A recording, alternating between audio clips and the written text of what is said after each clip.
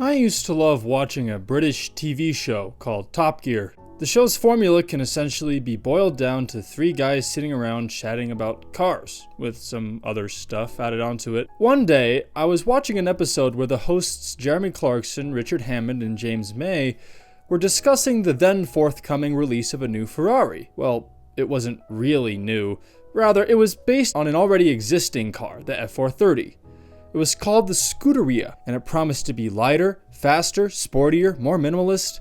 Essentially, it promised to be the ultimate driving experience for anyone who wanted to own an F430, the best the F430 could possibly be. The guys seemed to be mostly excited about it, except one. May voiced his opinion with the following clip. I think it's a bit like that Sainsbury's Taste the Difference cheese.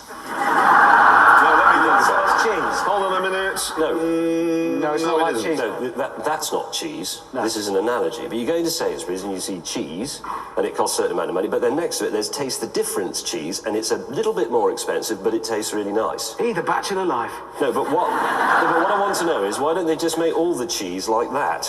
Or do they just make that cheese and then make something that's a bit worse, price it lower and say, here's some rubbish cheese for poor people? Hang on, I'm confused. So why are you on this programme? I'm right, aren't I? It is like, why would you deliberately make the cheese less good than you could make it? It's bloody Ferrari cheese! That's right. They've deliberately made the F430 less good than they know it can be. So they then bring out a more expensive one and Taste the Difference on it and sell it in Sainsbury's. Well, they don't actually do that. No, you confused yourself, you poor old goat. Is it? Sorry. I'm moving it on. James has plainly gone quite mad. Now, of course, this clip is meant to be humorous, and that's not lost on me. It was mostly said tongue-in-cheek. Even though the others thought he was losing it, I didn't think so. In fact, I understood exactly what he was trying to say. Why make something deliberately worse than it could otherwise be? If Ferrari knew they were capable of making this Scuderia, why didn't they just start there and have that be the F430? Well, in many ways, I think Syndrome from The Incredibles is right. If everyone's super, no one will be. To appreciate the Ferrari, we must have the Honda Pilot. To appreciate the extraordinary, we have to have the ordinary. Every once in a while, though, something comes along that changes the definition of ordinary, raises the standard to a new height, so to speak. Something so amazing and groundbreaking that it forces the rest of its relevant industry to do their best to catch up and make something on par with the new standard. Something that causes people to ask, why can't they all be like that? Video games are no exception to this standard raising, but not all is well in the world of game development, and that is exactly what I'm going to talk about today. The game that prompted me to script out an entire video dedicated to this very topic is called Balatro. It released in early 2024, and it had a very large presence at the 2024 Game Awards, having been nominated for 5 awards and winning 3 of them. It was even up for Game of the Year. All this becomes much more impressive when you learn that this game wasn't a massive AAA project with hundreds of developers behind it, but a $10 to $15 game developed by one guy who goes by the moniker Local Thunk as a passion project. He has said that he didn't anticipate the game to sell well at all, expecting only to sell a few copies to his supportive friends and family. Much to his surprise, though, the game caught fire almost overnight, and following the game's official release, it sold millions of copies worldwide. When asked about his development process and what his quote-unquote secret was, Local Thunk simply answered by saying his only goal was to make a game he wanted to play. It was this simple but powerful philosophy that drove this one-man game dev team to make Balatro as good as it could be.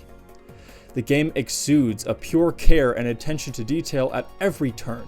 Sound design, music, colors, animations, mechanics.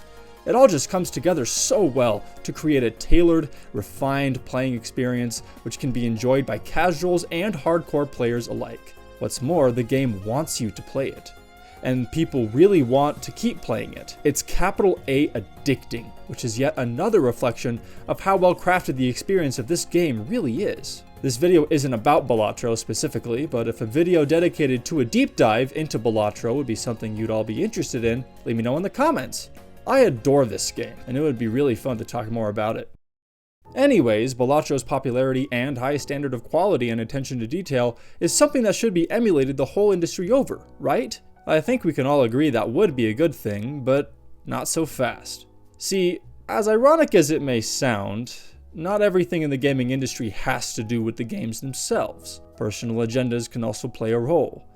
For example, Baldur's Gate 3 is a revolutionary RPG that took the world by storm in 2023, and its players anticipated that its success would motivate game developers to take their development processes up a notch to match the passion of Larian Studios. They were shocked, however, to find that some devs did not take so kindly to the push Baldur's Gate 3 might force them to make. These remarks reek of jealousy and pettiness.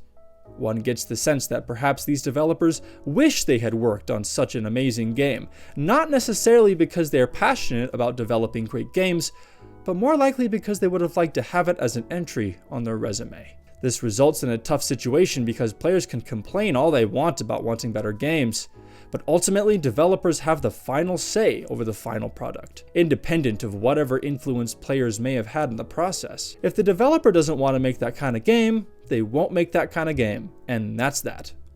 That won't stop this penguin from complaining though. I, for one, am so sick of games releasing in an unfinished, harebrained state with the empty promise of quote-unquote patches and updates to come later on. So-called live service games are, I think, a thinly veiled excuse for studios to get away with releasing poorly made, rushed, unfinished products. It's a cash grab of the most heinous variety, and it makes me sad that certain very important video game experiences like Call of Duty and Destiny 2, are hindered by this bad philosophy of game design.